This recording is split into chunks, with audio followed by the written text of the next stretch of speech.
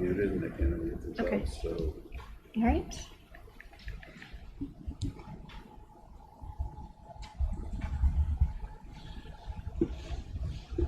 And they're all up there. Yeah.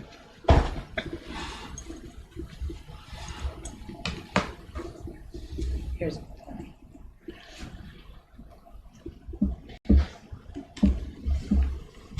Hi, Bonnie. We haven't started officially yet.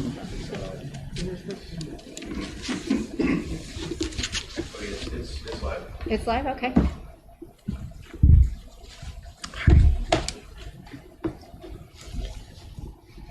All right. Welcome, everyone. I call to order the March 10th, 2021 Masco Regional District School Committee meeting. In accordance with current state orders, there is no in-person access to this meeting, but we are streaming this live and we're recording it. The recording will be posted on the Masco website. As I kick off tonight's meeting, I'd like to say a few words.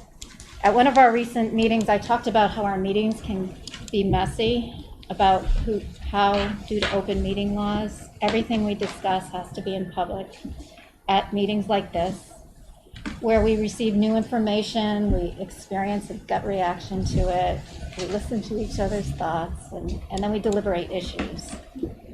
I have a feeling the discussion we're going to have tonight regarding reopening will be a good example of this messy process. So I ask our members, our administration, and our community to remember that we are a team that all wants the same thing. All of our students back in school as soon as possible. Tonight, the people who know the most about the complexities involved in getting there, our administration, will be leading a discussion with us about this. I ask everyone to keep their minds and especially their ears open for the entire discussion. Each one of us needs to do that. We must do that so that we can find the best way for us to get to where we all want to go. A place where all students and staff are in the buildings, teaching, learning, and thriving. Thank you. We're going to move on to comments from the audience. I'm excited to share that our admin team has been able to set up a way for us to hear these comments live via Zoom. So tonight we're giving it a go. We'll see how it goes. On tonight's meeting agenda that's posted at the top, there's a link to Zoom for any audience member who wishes to make a comment. It's a couple lines below the link you would have used to listen to the meeting, so you should see it there. The Zoom room is already started to be projected up on the screen there, so all the school committee members can hear and see everyone who calls in. And I want to thank Jeff and TJ and Mike for finding this solution for us, and we will see how it goes. All right, so we're going to begin. I would like everyone to please keep your comments brief to under a minute and turn your camera on when making a comment. And as usual, introduce yourself and let us know what town you're from. So, I guess another question, should I ask somebody to raise their hand? Yeah. So why don't we do the normal process where you raise your electronic hand if you do want to make a comment? I know that some people are on this. I just want to make sure they're on this link for the public comment as opposed to listening to the meeting.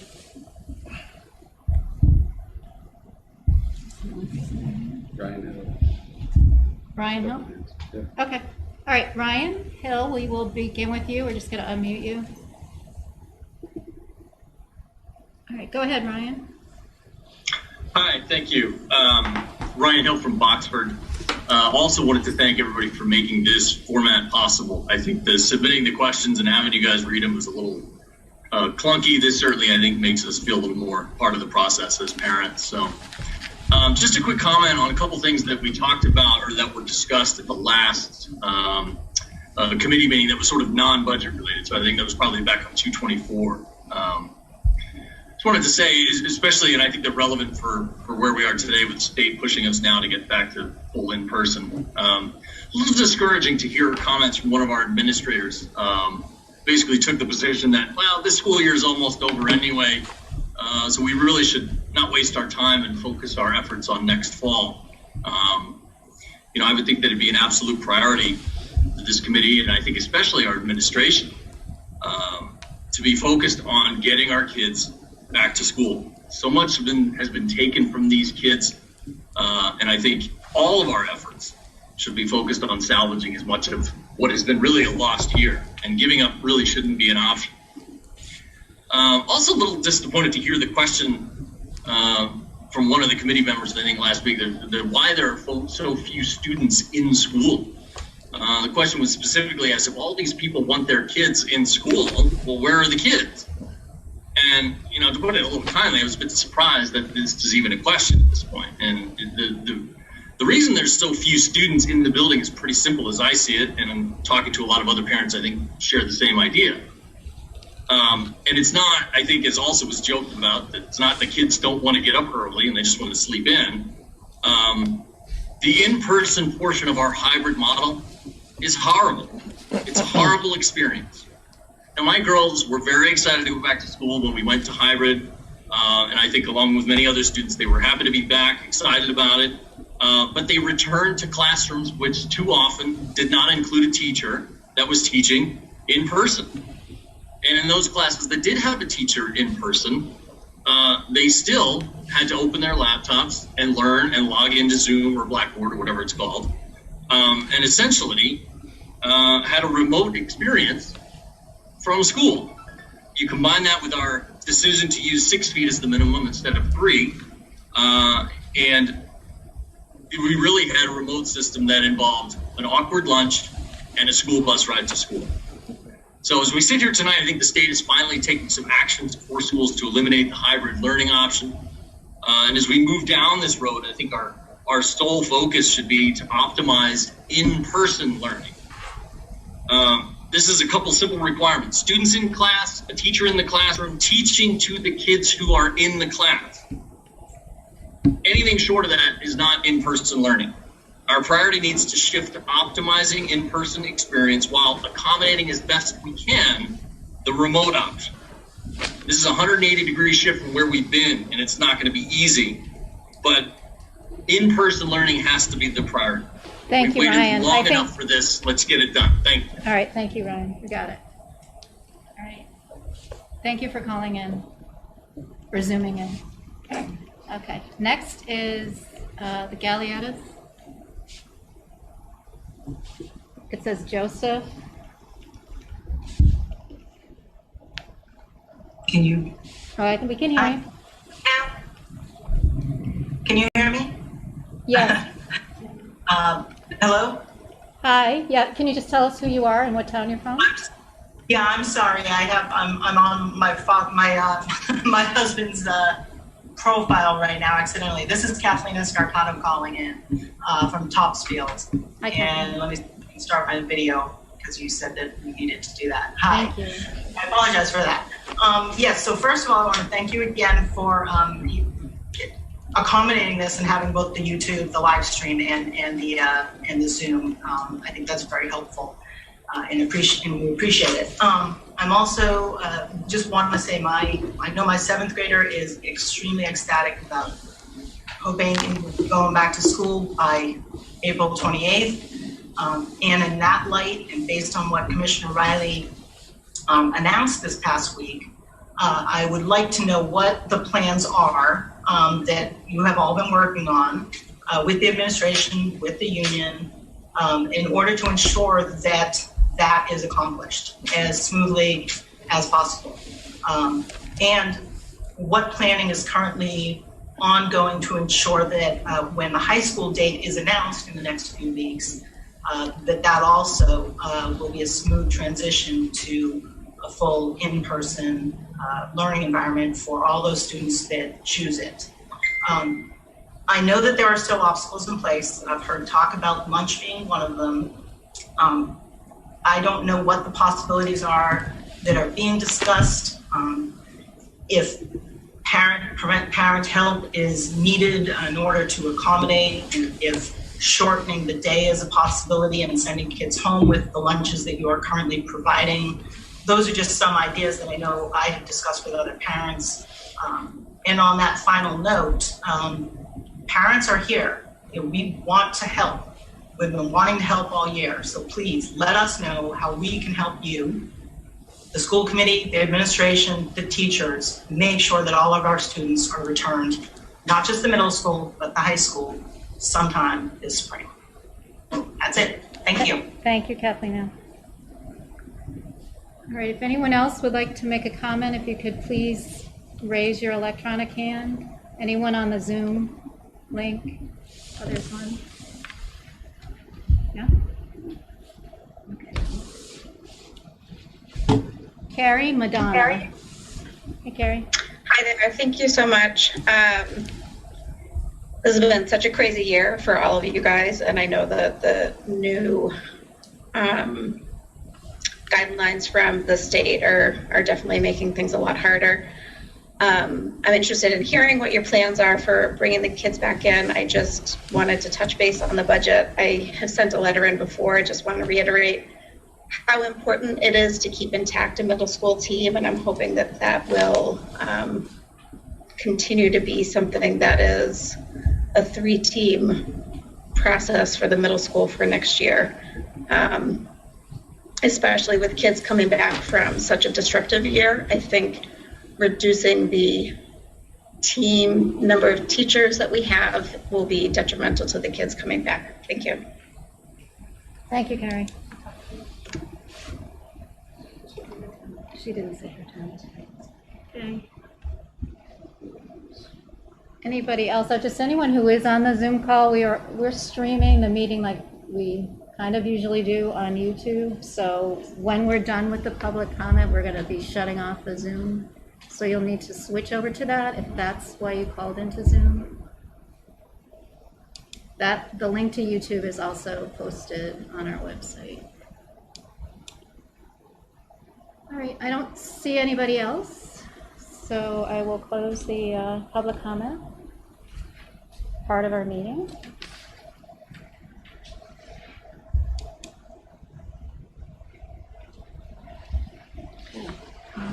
Thank you. All right, TJ, nicely done. That went great. Thank you very much. All right, we're going to move on to the Student Advisory Board update with Olivia Richards. Yes. Hi. Welcome. Thank you. I am freshman class SAB, and first we want to begin in gratitude for Mr. Delani and his team, who engaged senior student council members in numerous conversations and worked diligently to plan senior workshops and AP exams. First, we want to start with an update on the student council. We're in the midst of our student government elections, and the deadline is 11:59, and we encourage all freshmen, sophomores, and juniors to run. We are also engaging in a series of open projects, which all have begun, and representatives are not only sharing and forming ideas, but also leading them. And the in-person learning team is currently collecting responses on why students are choosing to learn remotely each day. We encourage all students who are able in cohorts A and B to attend school in person on the 25th and 26th.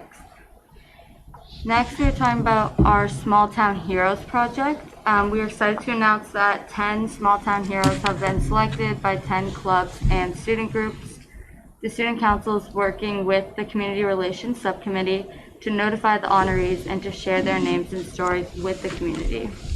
Honorees include 2 students and 2 teachers and represent very different age groups from all 3 towns.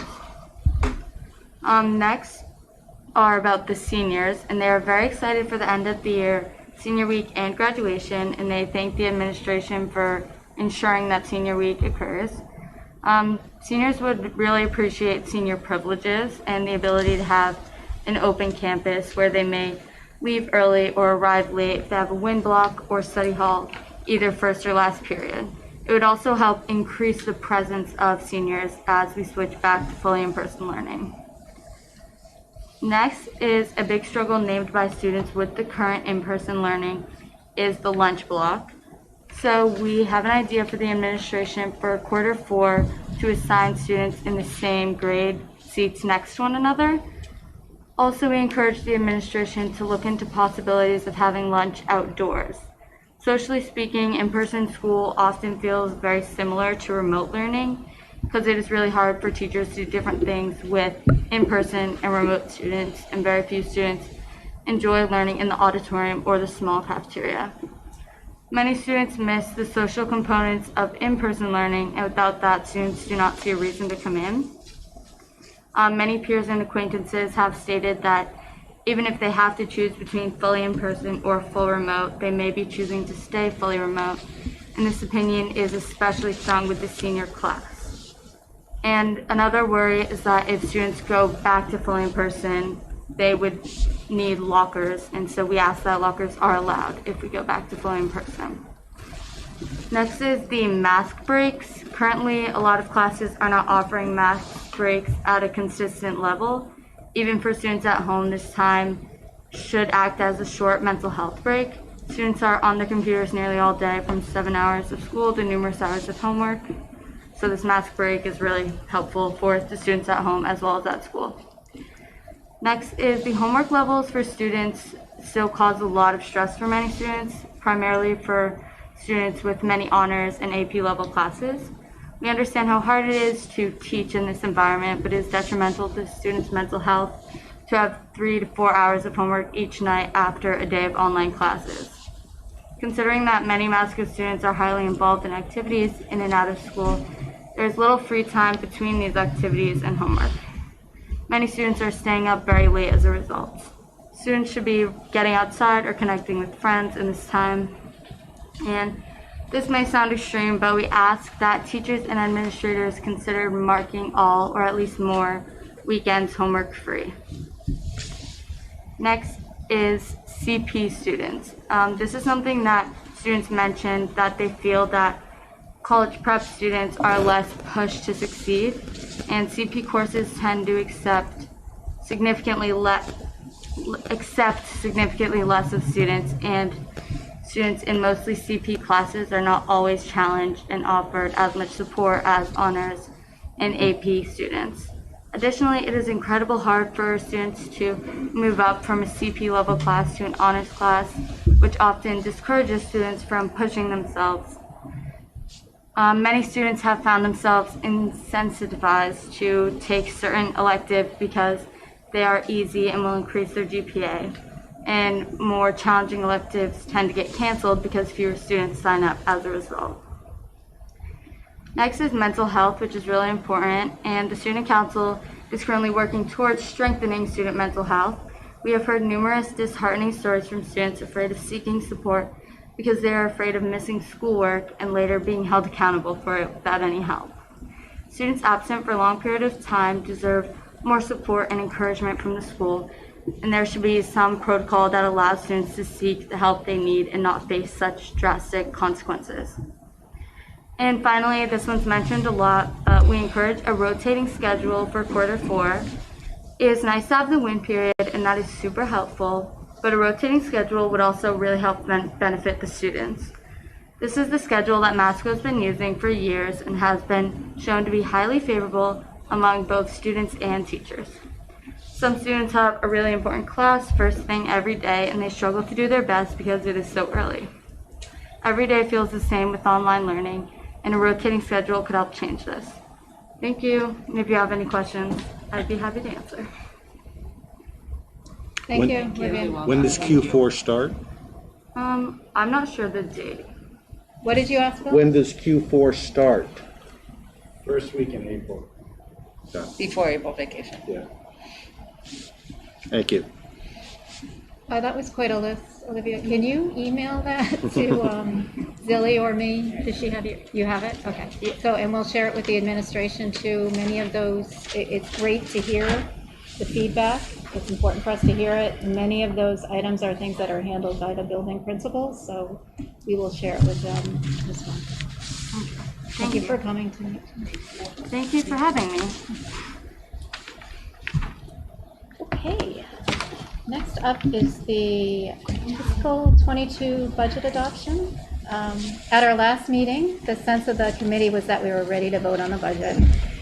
But we waited so that Jeff could update the numbers for a $20,000 change that was proposed in that meeting, which would add to funds available to for scholarships for student fees. So I think Jeff and Mike are ready to give us a quick update on what the new numbers look like, and then we can finish up our delivery. So the deck is in your packet. I can use slide to the next. So this is an updated schedule. So just to go back 2 meetings real quick, if I could. During our March 1st meeting, we had, just to remind everybody, we added back 4.6 FTE teacher positions, which included the middle school team we had lots of discussions around, and the shared 0.6 FTE performing arts teacher shared between high school and middle school. So we added those positions back, and then we adjusted for a number of items. Health and dental premiums, health and dental premium holiday, an adjustment for an out-of-district student placement, and a series of additional staff replacement savings that had come through since we had made our initial recommendation in January. So the net effect of those changes was, I'll call it a favorable adjustment to our total operating assessment of $114,000 and some change. So we discussed that on the March 1st, and then we discussed it again on March 3rd. And then, as Carolyn mentioned, there was a recommendation to adjust the budget further for $20,000 to allow for the funding of additional athletic scholarships. So I've done that, and it's reflected here. So kind of in summary, our adjusted general operating expenses in the top right-hand cornered circle number are now reflect an increase of $859,504, or an increase of 2.4% over the current year budget, FY21. In the middle, you can see that second circle. I apologize for the smallness of it. That's where I actually made that $20,000 adjustment. So if you compare this schedule to the schedule that we reviewed on the 3rd, that's where you'll see that number adjusted by $20,000. And then in the bottom right-hand corner, the net result obviously is an increase to our operating assessment, which now reflects an increase of $730,160, which reflects a 2.5% increase over the current FY21 budget. So how does that translate into the assessments for our member towns? So if we could look at the next slide, you can see that the resulting effect on our member towns are as follows. So Boxford's operating assessment would now reflect a decrease of $187,926, or a 1.7% decrease over the current year budget. Middleton's operating assessment would now reflect a $269,025 increase, or 2.6% over the current year's budget. And Topsfield would reflect a $649,061, or 8.4% increase over the current year budget. And again, in the bottom section, net, an increase of $730,160, or 2.5%. So that kind of concludes the presentation for tonight and the adjusted numbers. This next slide reflects the motions that Mike and I would like to put before the committee. But before you do that, obviously deliberation can still be had. We are required by statute to vote and adopt the budget tonight, so we can't leave until that happens. So I'll put it back to you, and I'm happy to answer any questions. I know Mike and Patty are as well. We've covered a lot of ground in the last 7 weeks. I personally think we've got a pretty solid budget recommendation before you, but I'll leave it to you. Okay, so I'm just going to ask if anybody has any remaining points to be made, and I ask that you make them as brief as possible so that we can have energy to carry on with the rest of our agenda tonight. Costa? I've never been as concerned about a budget as I am about this one. You know, we started off with a recommendation to reduce some staff, knowing what the pandemic situation, what the enrollment situation is. We restored some of those cuts and really kind of justified the funding part of it by the 1 month premium holiday, which is a one-time event, without discussing in any way what the ramifications for the future are. We also, rely on, a favorable out-of-district placement cost shift without talking about what the ramifications for the future circuit breaker reimbursement is. We rely on $361,000 in funding from E&D without discussing the ramifications of, is that sustainable for the future, or what is it likely to happen next year? We increased the transfer by $43,000 from one fund, again, without discussing what the possibilities of sustaining that for the future is. Never mind, discussing about Chapter 70 and what that could look like, given that the fact that the state has dipped into its rainy day fund 2 years in a row. I know the federal bill just passed and some money will flow back to communities and school districts, but we don't know when or what or how or what limitations there are on it. And typically a lot of those things don't flow to the wealthier communities as our member towns. So there's just a lot of unknowns that haven't been discussed. The focus has been too much on just the next year. The other point is the funding for the school resource officer. Last year we included it. It's okay, we don't have an agreement, but it will come. Figured, how hard could it be? For 9 months, been at it and still no agreement. I'm going to make another exception, and that agreement, even if it's ultimately signed, has deadlines for future years. Are all those deadlines going to be fungible? Finally, the $20,000 for the scholarships. I think scholarships need to be funded by willing contributors, not imposed on taxpayers. Thank you. Thank you, Costa. Anybody else have something? Bonnie?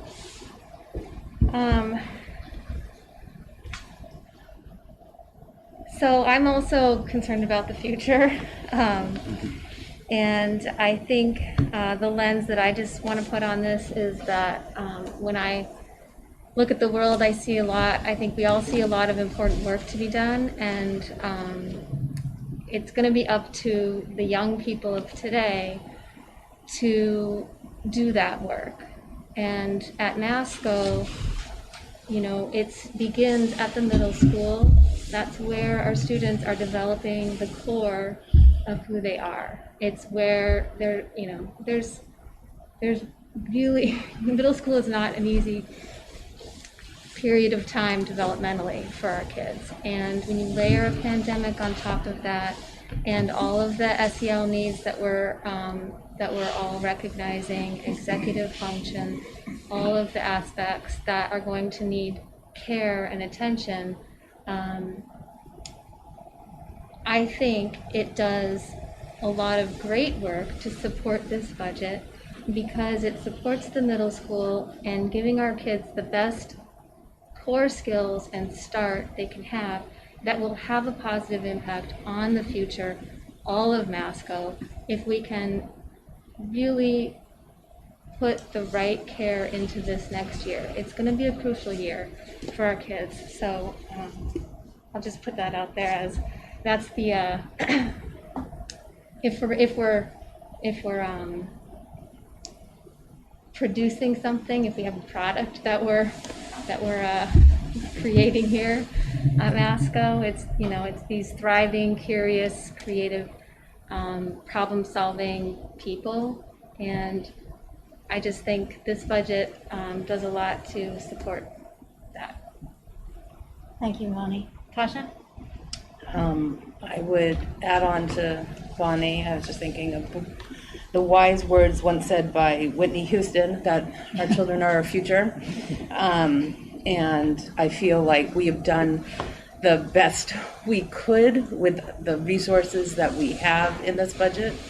I mean, ideally, we would have been adding even more into it rather than taking away this year in terms of any other year. So I actually personally feel ready to make the motion that the Masconomet Regional School Committee approves an FY22 total general fund expenditures budget of $38,302,489.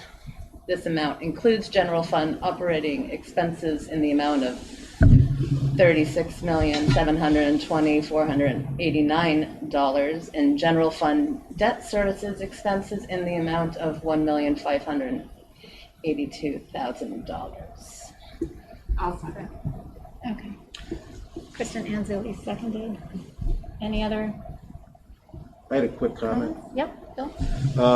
I did want to address something that Costa raised, which I think can't be let go. And that you stated that over the course of these deliberations, we had not fully discussed the ramifications of various pieces of this budget. And my question is how were you or anyone else prevented from more fully discussing the ramifications of this budget? We have had numerous meetings. There have been numerous opportunities to do that, and to suggest that there has been no opportunity to do that, I think is misleading. I didn't say there was no opportunity. I said there wasn't enough. So it didn't happen because it could have been raised by you and we could have had that discussion, correct? It could have. In previous years, I've talked about looking at multi-year budgets. That's never gotten anywhere either. So we haven't had a discussion about the ramifications of various pieces of the budget, and generally you were okay with that until this point.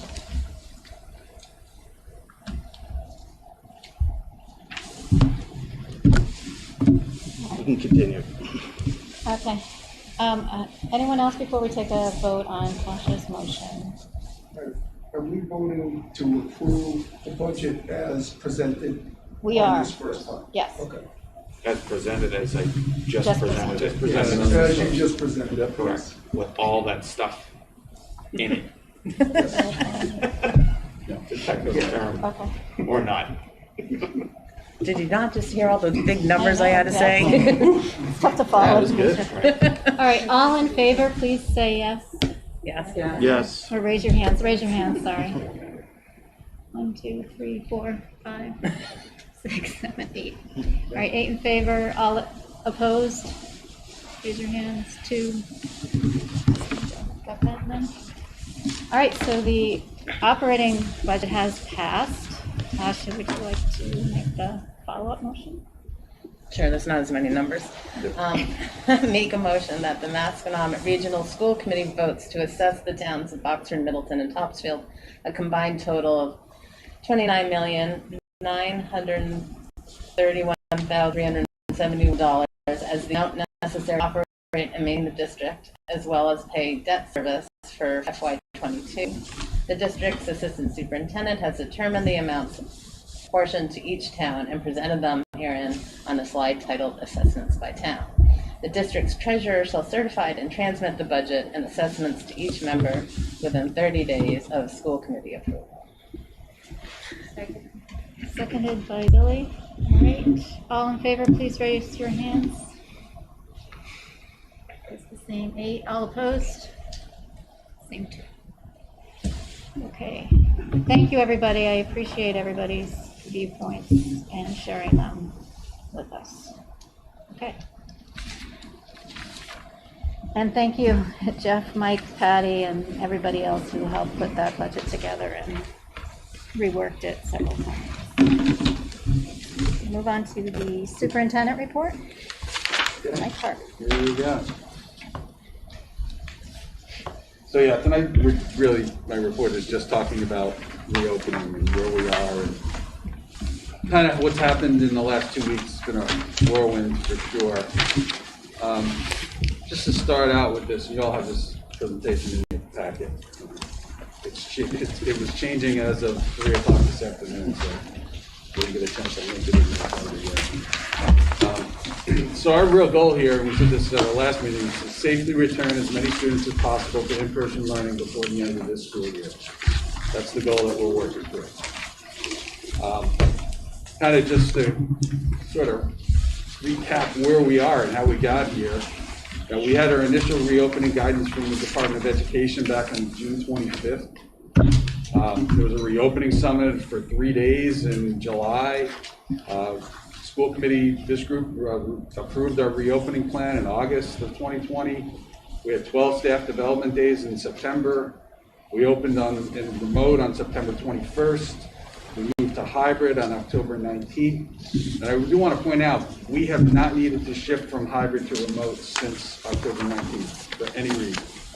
Look at other districts in the area. Went fully remote for the weeks after Thanksgiving, the weeks after Christmas, and we have not had to do that since. I also want to point out that this process, we started in June and really kind of had kids, learning in September.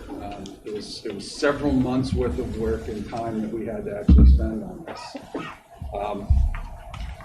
Kind of contrast that with what we're doing kind of now. February 24th, the commissioner informed the superintendents of his plan to have all elementary school students return to in-person learning by April 5th. At that time, he actually had a to-be-determined date for middle school and still for high school.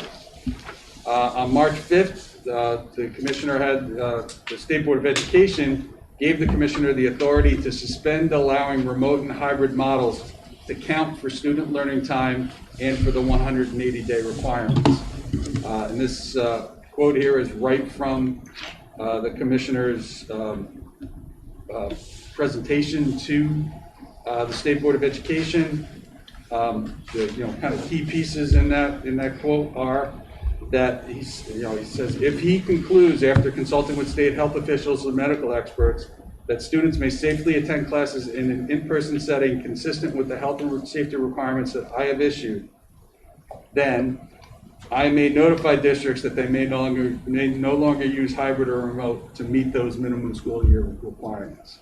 And so think about what those requirements that he actually had laid out back in June of 2020 for us are really coming back into play now.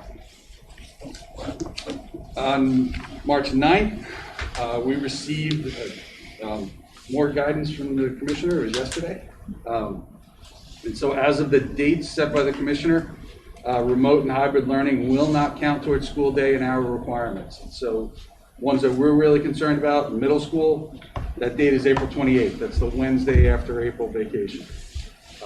At that point, students will have to be in person unless there's a waiver approved by DESE, and there's a pretty good amount of discussion of what the waiver is going to look like. It's not very likely that many will be approved from what it seems. High schools will be required to return to be determined. The commissioner in this document had said, I believe, 2 weeks notice, and then on a conference call today, he said he will let us know in April, sometime in April, as to what that date is. Families may choose a remote-only option for the remainder of the school year. So that's another key piece of this. Sorry, didn't you just say that it's a hard waiver to get? It's not a waiver. That's not part of the waiver. Choosing remote. Families can choose remote. School districts cannot choose remote. So one of the other key pieces that jumps out in the guidance that came out, the commissioner's regulations have the force of law. So there is really no, as I said, he's going to make that determination that you need to be in person on this date, and there is no arguing with it unless, as I said, unless there's a waiver, and we can talk about the waiver process a little bit, but there's not a whole lot of leeway in it.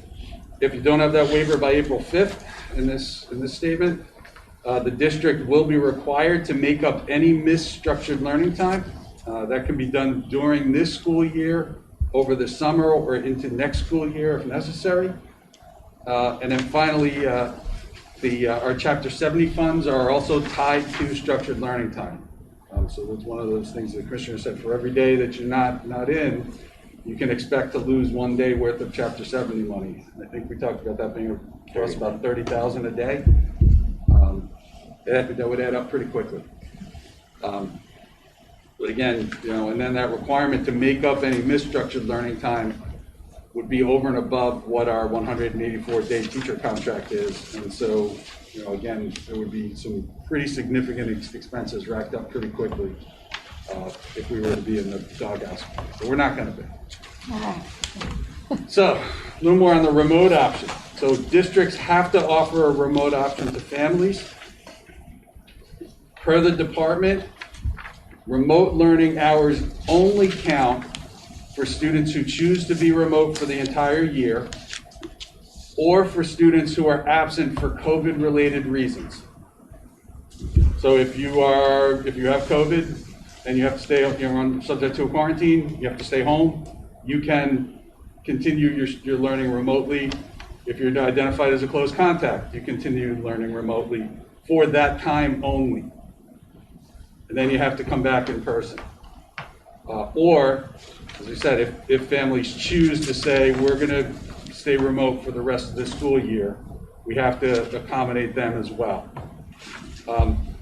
Which is, the other piece there is that the department is really recommending that live streaming classroom instruction is the way to teach remote students. Does Blackboard count as live streaming, or? It would. Yeah. I mean, the way we're doing it now with Blackboard would. We also have the capability to set up an iPad in a classroom and actually Do like this? do sort of Do what like we're this. doing for this meeting? Do exactly this and stream through Blackboard to the student. Yeah. Quick question.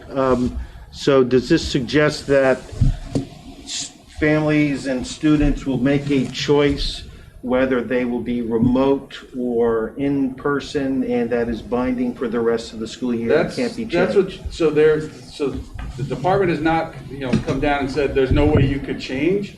But what they have said to families is that the district can take what they call a reasonable amount of time to figure out how to bring that student back. Especially, from remote coming back in. Okay. That reasonable amount of time they've said is 4 to 6 weeks. Which there's less than. Right. So if we're getting into May, you're really talking about you're gonna run out of clock before that student would be back in the building. Okay. Thank you. Kristen? I also have questions on this, but do you want the questions at the end? Doesn't matter. Okay. So my two questions then are more potentially something Patty might answer, sped related, but also you. My first is, I know when I read the guidance, they talk about schools not needing to offer a traditional remote option like we currently do here, that they can rely on the typical schooling that might be done for like hospitalization type services.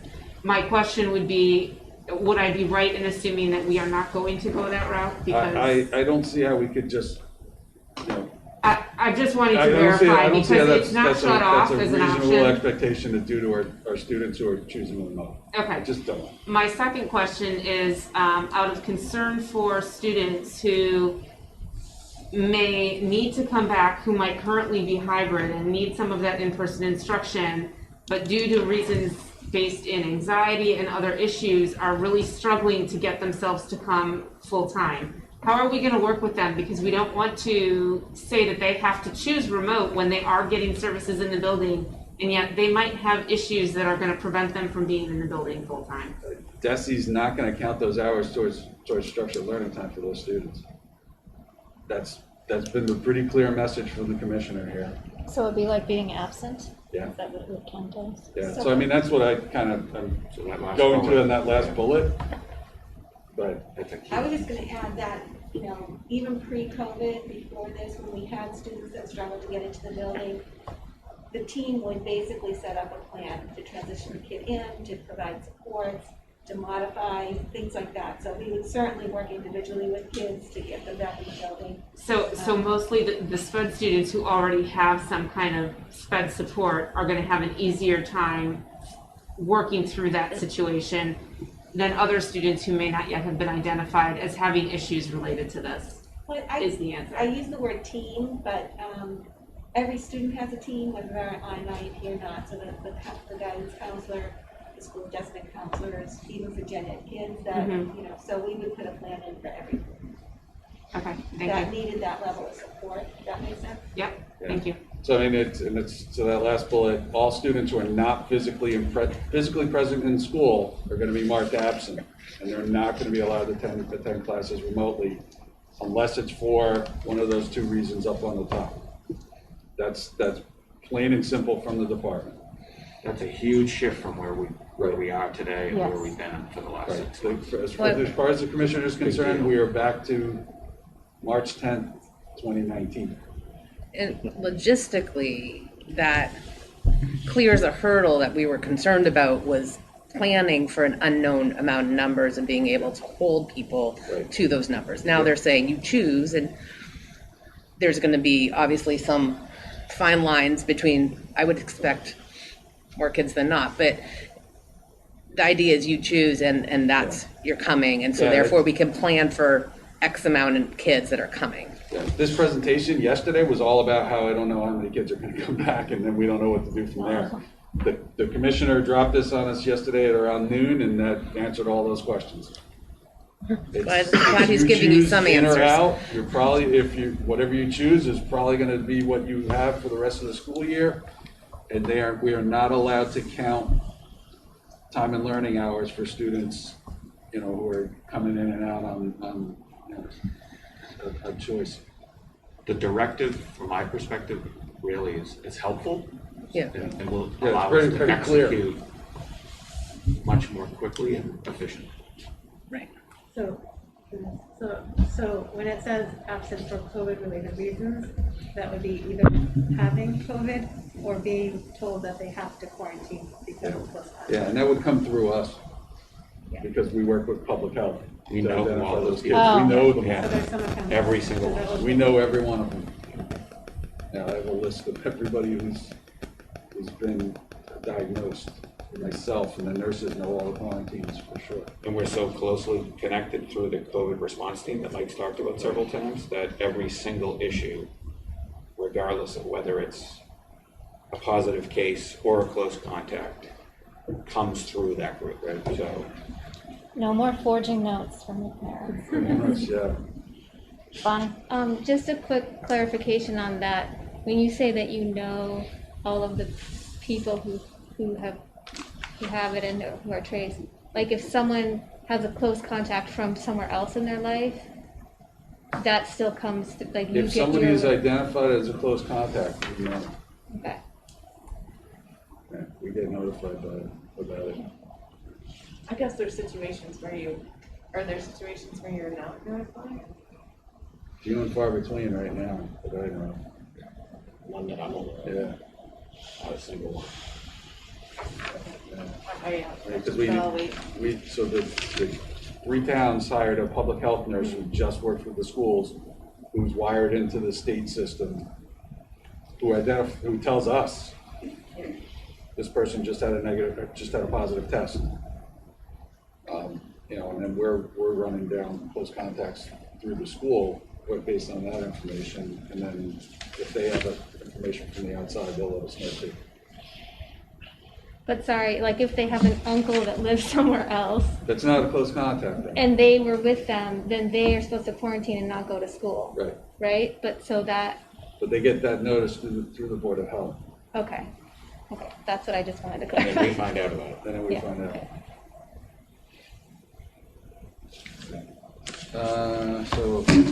So kind of talk about some of the impediments that we originally had when we looked this back over the summer, that were, you know, those big rocks that we couldn't figure out how to move. First one was transportation.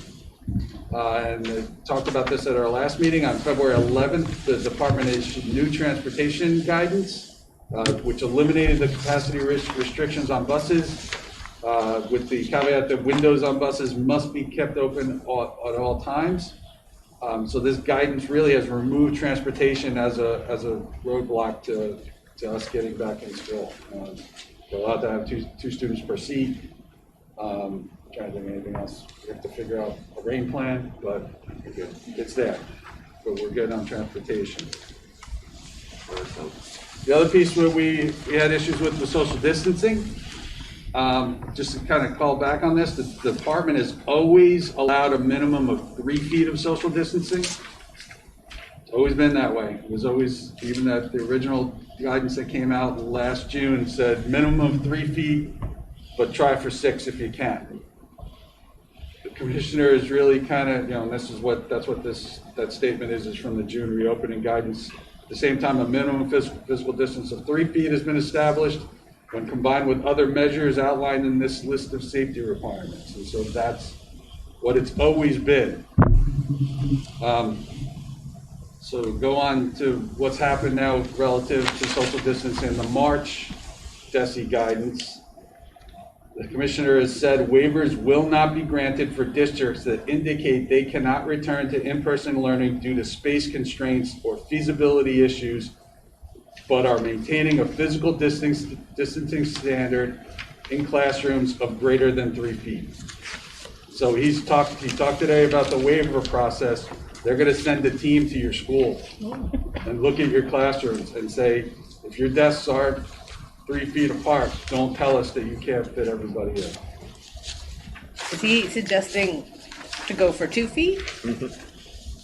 It's 3 feet is the standard. No, he's saying that you can't insist on 6 feet. You can't insist on 6 feet. If you can't fit everybody in the school. Yeah. You can't use that as an excuse. You can't use that we can't get everybody in at 6 feet as an excuse. For classrooms, For classrooms, absolutely.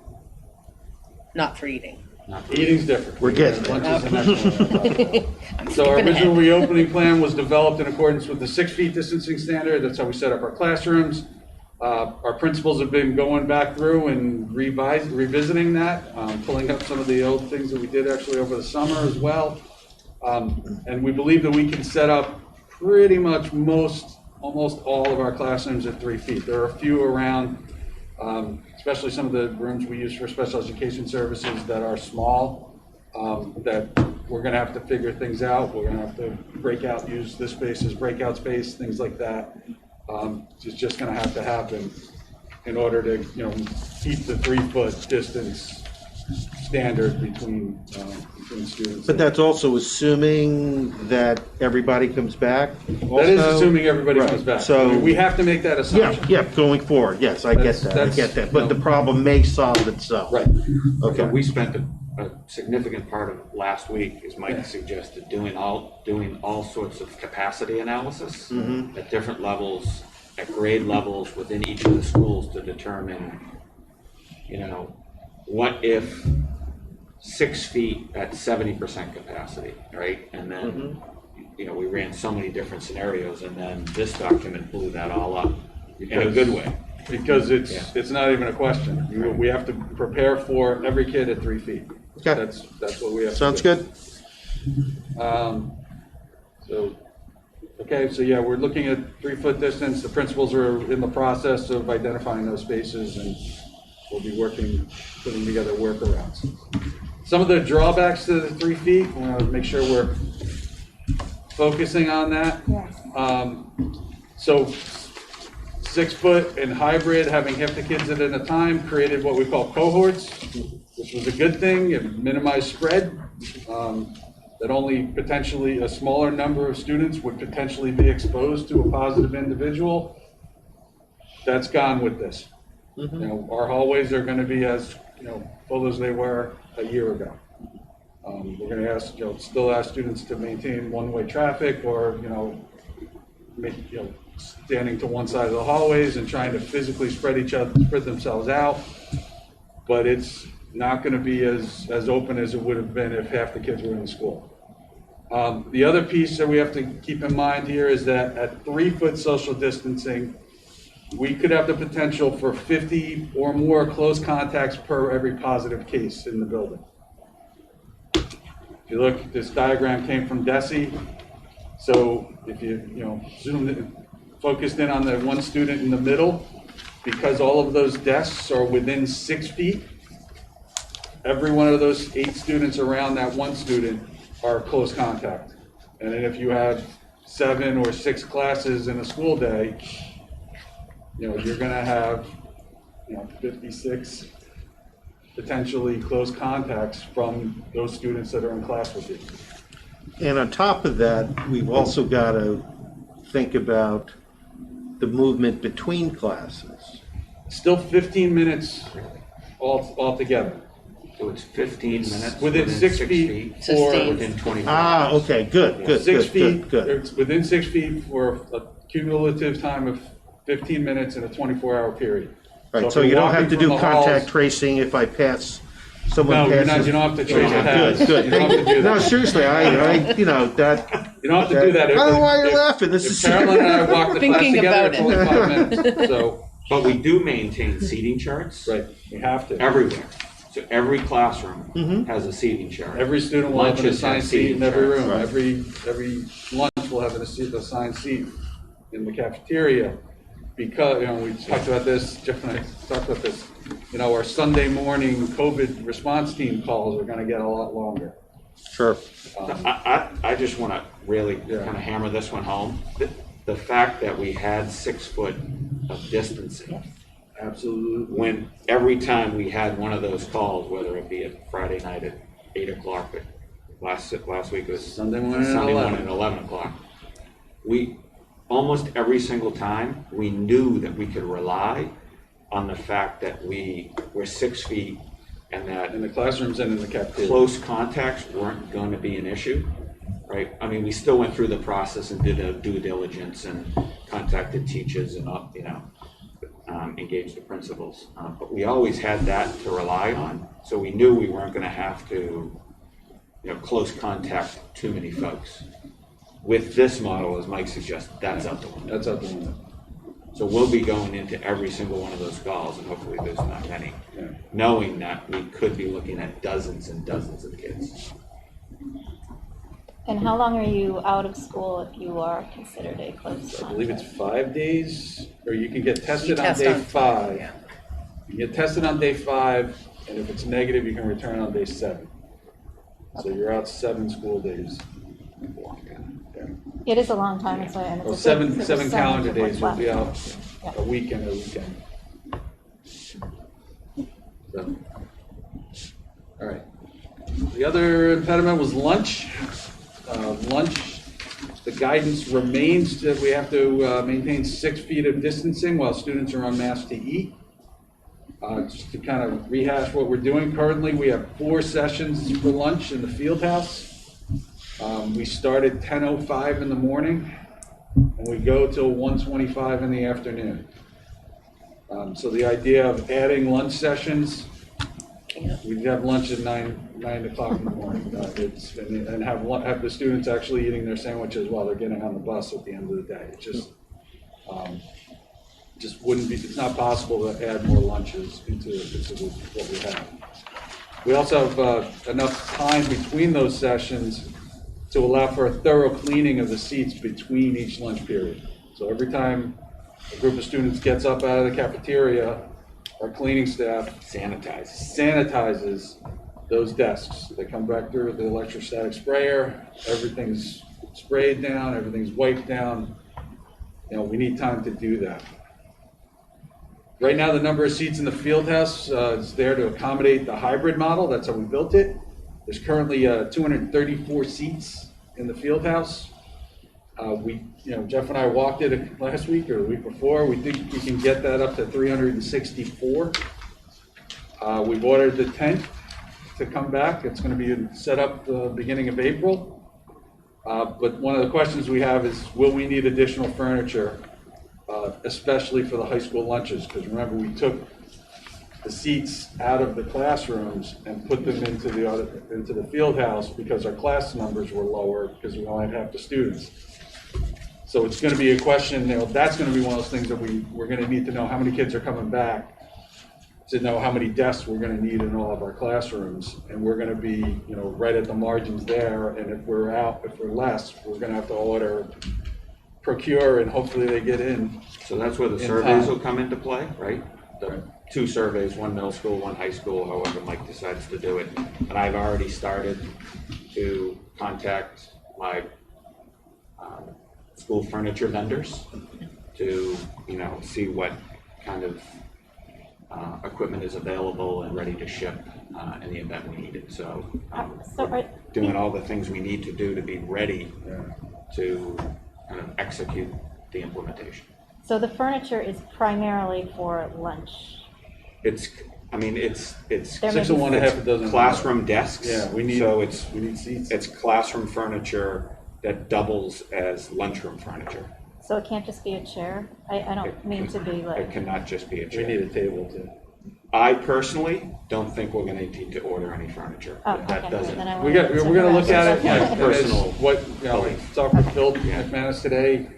He's physically taking his class numbers and going around to the individual rooms and counting the desks and says, you may have 2 extra in this room and 1 extra in this room, and we think we can move some around. We're literally going to do those counts, move things between classes, move things between schools, move things between schools and the field house, and I think we can pull it off. I mean, we need to know how many kids are coming back. That's going to be a big piece of this. But that's part of the analysis, yeah. Can I just ask one more before you're done? If every kid comes back, what's the largest lunch size? Is it? Next slide. Oh, okay, sorry. The second high school lunch is the last lunch of the day is the biggest. Okay. I just wanted to comment, if it came to needing to get furniture, I'm gonna assume you're already thinking this, but I have to really say it out loud. I am. I'm assuming that it's the type that in the future is the more collaborative style desk. Yeah, I mean, that's what we're kind of talking about. We wanted to do that anyway, right? Yeah, that's what we're kind of talking about is, but those desks are $500 a unit. Be careful, beggars can't be choosers, right? If we need desks and chairs, we might not be able to get to the state-of-the-art steel case. How fast they can get shipped. Yeah. How fast can they get shipped? Those are $500 a unit. Yeah, this stuff needs to be ready to ship. Yeah, we're going to need it. I'm just happy that it's on your radar, Yeah, because that is something that in the past, Yeah, remember no, the absolutely. olden days when we used to envision all the possibilities? Right, absolutely. I mean, that's like we had this conversation last week because, we have grant money. It's a great opportunity. We're going to procure furniture, and why would we not get our forever furniture if we're going to get stuff? But unfortunately, we're going to have to take what we can get for that. It's not forever furniture time. Could maybe rent, I don't know, just an idea of rent the tables. It is so hard to find stuff. Is it? Yeah. Okay, Oh. yeah. Yeah. Okay, Tasha, do you sorry. have some furniture advice? Well, I'm just saying. All these great ideas. No, I'm buying lots of furniture these days. Go to Rent Center. What our SAB had mentioned, and I'm sure many seniors would like to have that open campus, and if it could help. I mean, many seniors left campus back in the day for lunch. Or just being able to sit outside or whatever to go. So that could help the problem if they're part of the largest lunch. It's possible. They're willing to sit in their cars, as we heard from. As far as time and learning, it's not open campus is not really okay, but. Really? Yeah, for lunch it would be, but anything else. Well, lunch is 35 minutes. I mean, how far can you get? To your car. You could take a walk around the building. I don't know. It's just, it's, you know, something to get them not having a desk. Yeah, no, I just That part of open remember my campus. days at Belmont High, and the kids would make the cannonball run to the Burger King on Concord Avenue in 20 minutes. And I just, Lexington did that too. That's what we did. Not the same one though. Anastasia was a real push to go to Porter Square. But, 466. yeah. So anyway, so we're back to desks. So I mean, the needs are really going to depend on the number of students who choose remote. That's really going to help drive this. So enrollment and lunch capacity, just so we get some ideas here of what we're looking at. Middle school, 313 grade 7, 263 in grade 8. So we should be fine with what we have now. As far as seating, it really does, as Jeff said earlier, it's the 2 high school lunches. This is a real simplistic. This isn't exactly how we do our lunch, but if you're looking at 1,100 students, you're really looking at 550 lunch periods that you have to be ready for. And with that before, as I said, 364 seats is what we have, what we think we could get in the field house at max. That tent that we're having set up is going to have seats under it if we're really if we're pressed for those numbers. And we'll have to use that for lunch. So yes, kids will be eating outside. Can I just ask a question again though? So all the seats that are in the field house came from classrooms where they were removed because we were hybrid. Came from classrooms predominantly in high school. Okay, so those need to be put back into the high school, no? Not necessarily. Not necessarily. We need to see what the survey says. Right. Okay. That's part of the thing. We need to see what the survey says. This Take has to be those done on a take those really class deliberate take those class lists I know you and will say do that. how many seats do we need in Miss Johnson's first period English class, and if she's got 2 extra based on the whatever the 5 classes that meet in that room over the course of the day, We're going to take those. they're coming out. We may move them to the field house, or we may move them to One of those other rooms. Mrs. Jones's class right down the hallway. Okay. Right. Just to go over why we can't use what we already have. So this is back from the summer's guidance from DESE. We have those round tables that you see on the left that seat 8 students. Those tables, I think, our tables are 5.5 feet across. They're not 6. So we use those, and that's how we seat the 550 odd students in our high school lunches. Option A with no barrier, you can only have one seat filled per table. So that's 68, almost 69 students that we would be able to seat with the tables that we have. Option B is to put up plexiglass. Again, it only gets you 25%, so 137 students. Option C was extra plexiglass, and you could get 4 students, so you get 50% of a lunch, using those tables that we have. It's still just not necessarily going to work, and what do you do with all that plexiglass after you don't need it anymore? It's just kind of. I hope there's a good market for recycling plexiglass. Yeah. Because after all this that we bought this year, people bought and put up. But just to be clear, we didn't go this route, and we didn't plan for this route, and we didn't procure plexiglass, which is really hard to find right now, and extraordinarily expensive. So we wouldn't be able to execute this right now. So your next slide isn't about the cafeteria. Right? No, we're done with the cap. Okay, can I ask a question then about that? So we're talking about continuing to use the field house for lunch and a tent or so. Yeah. Can you remind me what's going on with our cafeteria space? So the small caf near door 29 has been turned into a large classroom space with approximately 45 desks in it.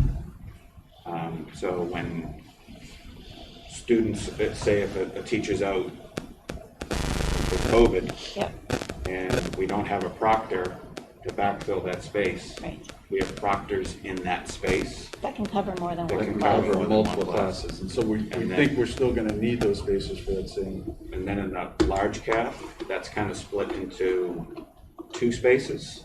So the back of the calf is my staging area for all the PPE and technology stuff we purchased and all that kind of stuff. And then the front 2/3 is the same as the small calf. It's another 40 desk setup for the same kind of situation. And that's, that we're gonna still need those overflow spaces. We're not getting subs, we don't have enough proctors. Yeah. We're gonna have to have one proctor in that space covering multiple classes at a time. You're not getting subs because there are none available. There are none available. There really aren't very many, and so that's what we're covering with our substitutes. With our proctors are really doing that work right now. Costa? In this presentation, there's nothing about people. So does that mean that the commissioner's order means that teachers have to come into the building outside of and not bargain it? The force of law seems to have settled lots of questions.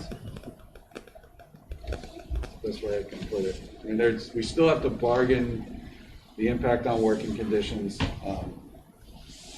but the commissioner, the 3 feet is a lot at this point.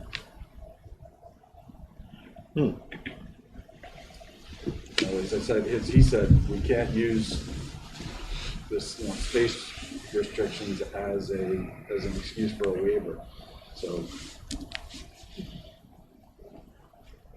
Can I make just like one more question clarification?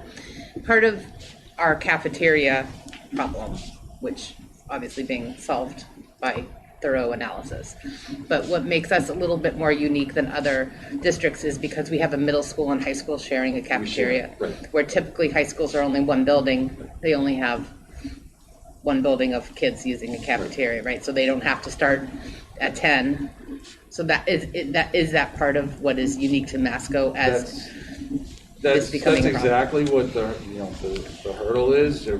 When this building was put together, it was a great idea to share cafeteria spaces between the 2 schools because it's a very large space that isn't necessarily used all the time. But we're feeling that right now. But what also makes us unique in a really good way is the fact that we have a field house that most districts don't, that we could repurpose to be able to pull this off.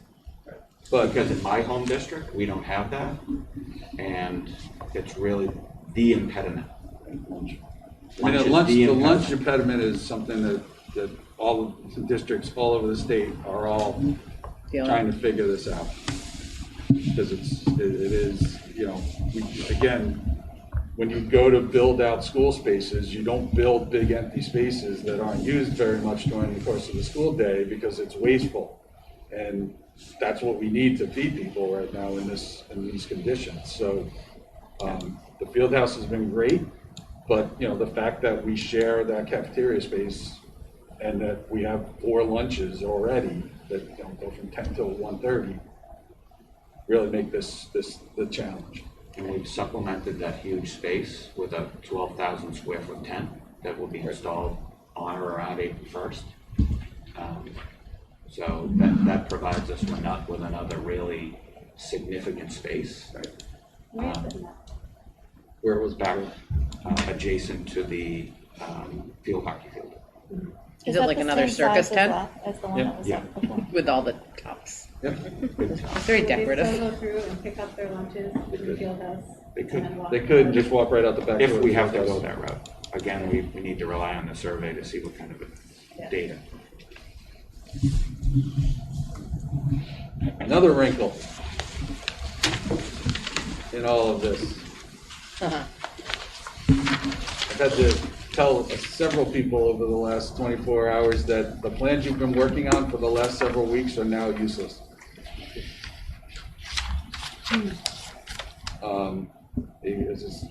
So here's some of the things that we have going on. First one is the plan is on April 13th to give SAT tests to any junior who signs up to take it. If you have high school students, you know they've had a really hard time because the SATs have not been offered on the weekends, so you can't get proctors. It's just not happening. We have 250 out of the 275 11th graders signed up to take the SATs. That's amazing. Great. Yeah, that is great. You know, and one of the things we have to look at here is the best space to do it is in the field house. You know, so the original plan, and this is still a plan right now, was to tell the other grades to stay remote so we don't have to deal with lunches while these kids are taking the SATs. Still discussing it, but you know, right now, at least as far as the timelines go from the commissioner, we think we can still manage that piece. The next one is MCAS, which we won't be able to. Again, the idea was give the MCAS in the field house to certain grades, you know, in the middle school and the high school, and you know, have other grades stay remote. The dates just won't seem to work this way, so we're going to have to figure out something else. They haven't been changed yet? Like there's no... The 7th and 8th grade were 2 weeks ago when we were here with Phil. The 7th and 8th grade have been postponed with no new date. It's been 2 weeks now. We haven't heard anything. The grades 10 and 11, there's 4 sessions up to 2.5 hours each between May 3rd and June 4th for both of those grades. For grade 9, there's 2 hour-long sessions between June 1st and June 11th. Didn't BPS say like, no thank you, I'm not doing MCAS? You can't say it. But didn't they do that? They're breaking the law. They can't. It's a law. Is there any chance that that DESI would make an exception for those dates as far as the remote? I don't know. I don't know. I'm sure you can't predict what they're doing. Again, they're not going to give us. They're not going to give you a waiver for space. I mean, it's just. They're going to tell you to figure it out. Do those tests have to be taken electronically? They are taken electronically, yes. And do they have to be taken on school grounds? Yes. They have to be taken on school equipment and on school grounds. School equipment electronically, but you can move the equipment to someplace else. No, they have to take it here. So because there are empty spaces that, you know, just move the students there and to take it to. As long as it's on campus. As long as it's on campus, yes. So I mean, that's, you know, what you know, I put my assistant principal hat back on, and what we did was rescheduled the school and said we're going to block off a section of the building for testing, and then we're going to move everybody else around. And so you may have math class in the band room, or you know, an English class in a science room. You're just going to use whatever's open, and that's, you know, it's the old way to do it. You know, it's not really efficient. It's disruptive all over the place, but that's what we're going to have to do for the MCAS, it looks like. So when grade 11 was scheduled for January, if you recall, and then subsequently canceled, but so all of our planning starting in November, we were going to have everyone go remote that week. That's the same week that I think the PSATs were going to happen, right? And then we were going to have all of the MCAS testing for 11th graders conducted in the field house. And that got blocked. Next one on that list is AP testing. Kristen had a question. It's a dumb question because I should have asked my kids this years ago. What did we do pre-COVID for MCAS testing? Reschedule the whole school. So we already rescheduled the whole school? I mean, I thought they just sat in their classrooms and took I wasn't it here out. for it last year, so we didn't do it last year, so I don't know. But it's, you know, generally that's what you would normally do is set up pick a wing and reschedule the building for What's that, Patty? You just create a new schedule, an Right. MCAS schedule. Okay. Right. All right. Yeah. So the AP tests, and here's a whole nother wrinkle in all of this. So there's 16 tests between May 10th and June 10th. the College Board was going to have 13 of these tests. Our original plan was to have the students take them at home. Mm-hmm. If there's students, we cannot tell students to stay home to take the test, because that won't count in time and learning. Well, some of Can't they these just tests be are absent? after graduation, so. Oh, not COVID. Not COVID. You can't be absent. You can't be absent and take the test unless you have COVID. So Some of them are in the evening. some of them are later in the day. I just had this conversation actually after I put this slide to rest with Dr. Duros. Some of them are 4 in the afternoon. Yeah, so that's what they're doing is they're doing this digital at-home administration is going to be simultaneous across the globe, is what she told me. So the first one is at noon, and then the second test is at 4 p.m. And so that's going to accommodate the United States at least, and then everybody else around the world is going to take it at 1 in the morning. From Shanghai, we're taking it at midnight and 4 a.m. Do they know which ones are? So we do know which ones are, and Yeah. so what we're Dr. Doris is going to work up a new schedule for the ones that are at noon, so that we may end up not doing those digitally. We can do those pencil and paper. And I, kind of Like, is there an opt-in read it date up. for either digital or paper? There are dates to order the tests, and it was early April, and so we think we were going to be okay. We have time, and I think we have enough time that we'll know. One of the things is if students actually opt remote, then they can take that digital at-home test, and so that was where we're trying to get this. Once we get those numbers together, we'll be able to determine who's going to be able to take that digital at-home test, and then who will come in. And we think it might just be easier to take the pencil and paper version if they're in school. So they'll allow a district to choose both modes? Yeah. Okay. I may have missed this, but what about the MCAS for people who are fully remote? How does that work? They don't take it. They just don't take it? They just don't take it. Okay. And then our student government and high school principal have done a lot of work on senior workshops, and those were all virtual sessions that were supposed to take place between April 9th and June 1st. So I don't know how this is going to change those sessions either.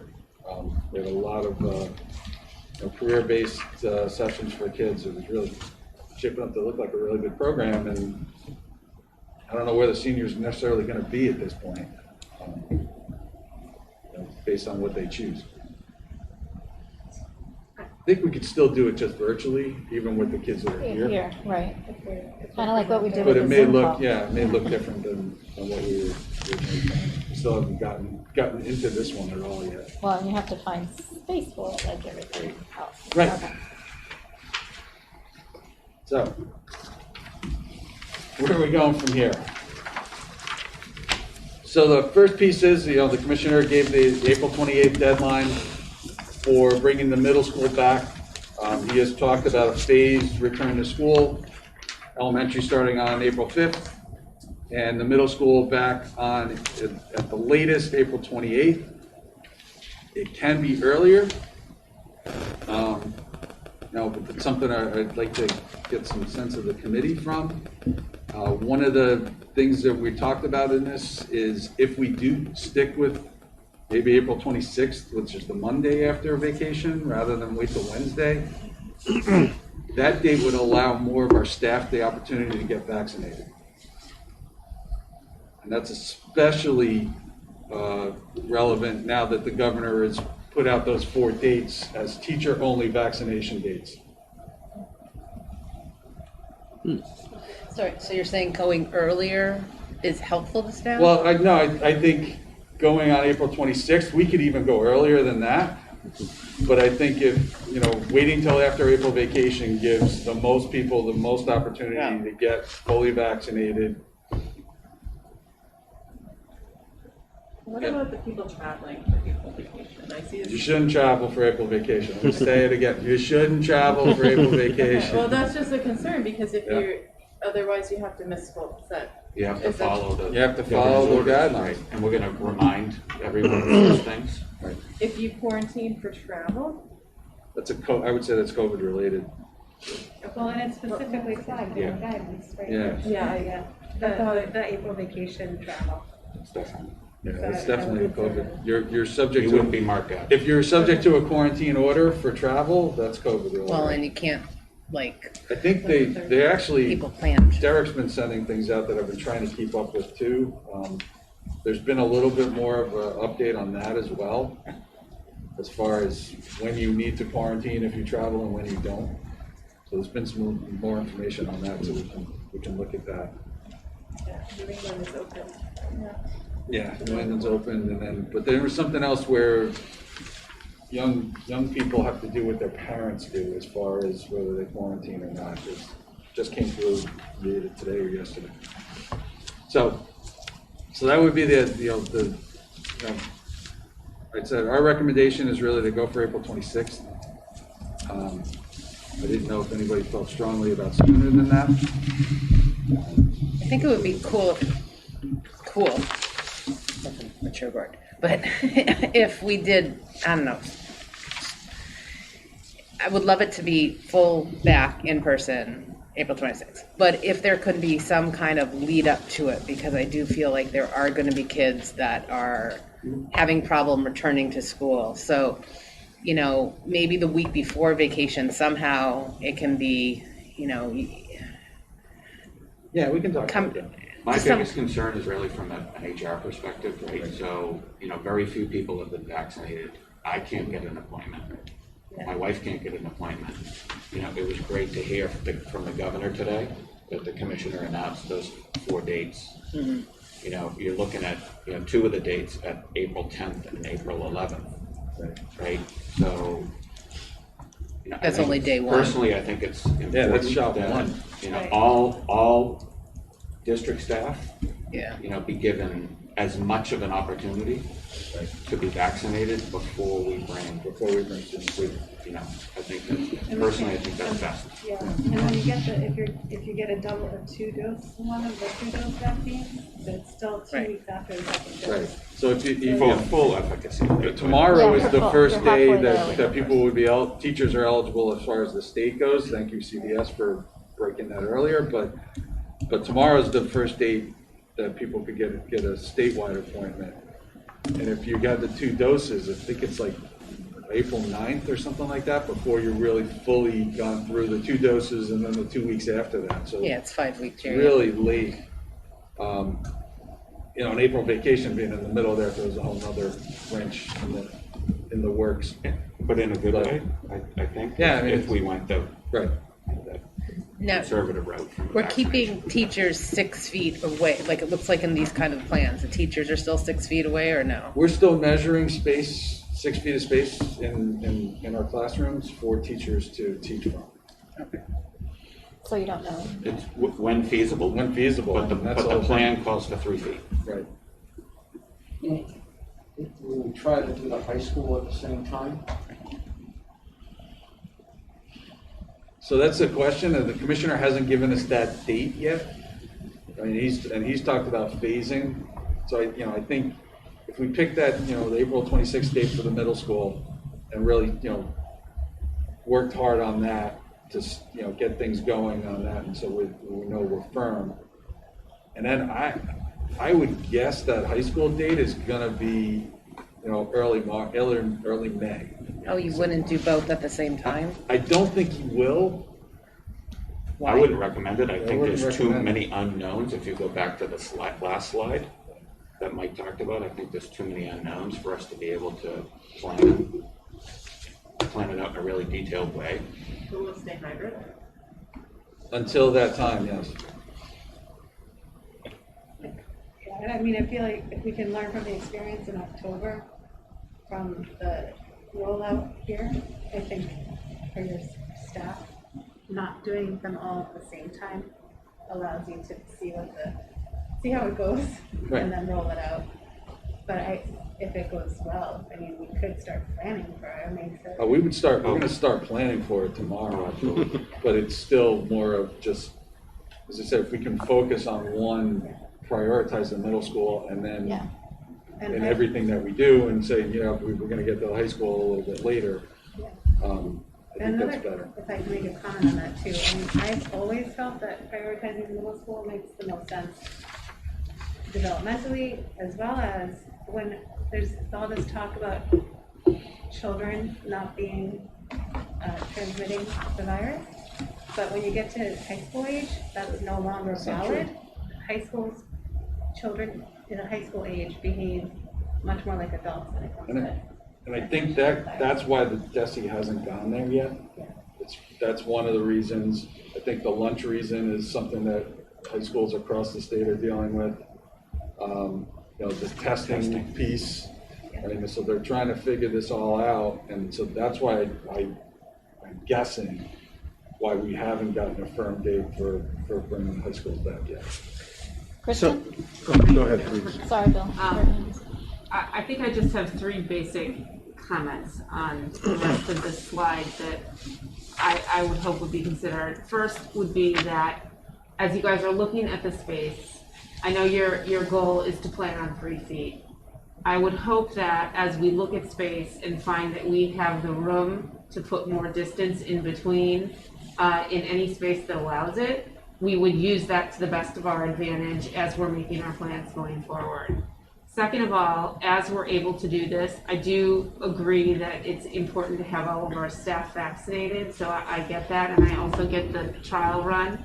But I would hope that as we see success in the middle school, we look at not necessarily waiting on guidance from DESE for the high school things, because I think it's critical we get all of our students back. But my last thought would be potentially if we want to try something out at the high school level, could we look at getting our seniors in and maybe giving them a little bit more feel of an end of a year in the building and try and at least give them that opportunity to share some of this time together? Because if we're looking at some of the stuff that's planned, and if we're waiting until the middle of May, they're going to have nothing. And if we can give that to them, that's one of the best things that we can do as a school at the end of this last very trying year and a half. That's a really good point. Yeah. Bill? Yeah, just real quickly. I hadn't thought about this until a moment ago. So if on April 28th or 26th is when we have the middle school kids come back, and at some point later, hopefully not too much later, the high school kids coming back, then some of the constraints you have around being able to fit all those high school kids in during lunch actually aren't a problem on April 28th. You need to plan for them for when those kids get back, but to start off, that impediment isn't there, right? Right. Okay. And I fully support what Kristen's point that if we have some leeway, let's get the seniors in first. And then, I think the survey will tell us if they want to come back. We're trying to, that's one of the questions we've had is, how many seniors will want to come back? Right. You know? I hope more. I hope a lot, but who knows? I mean, college acceptances are done and grades are pass fail, and so when we don't know. So as a point of reference, we looked back at last Monday and Tuesday, and we looked at the kids that actually came to school on Monday and Tuesday, the 2 cohorts, and then we looked at cohort C, which is the 5-day per week, right, students, and we had 43 seniors, 63 juniors, 73 sophomores, 110 ninth graders, and then 123 8th graders and 193 7th graders. It's exactly a pyramid. Yeah. So it's interesting. Yeah, I mean, as a parent of a senior, I know my son. If his friends were here, he'd want to be here and would be here. Yeah, I'm a parent of a senior as well at another school, and so it's the same. I mean, she goes to school and there's 2 kids in her classes. So the plan is, going on there between now and March 24th, the next time we get together. We're going to continue measuring the middle school classroom capacity, and it should say high school as well. We're going to survey our families as to their in-person or remote choice, And we'll have those numbers here in 2 weeks. And then we'll have to bargain any changes in working conditions with our Teachers Association. Yeah, Can I let's discuss that? Sorry.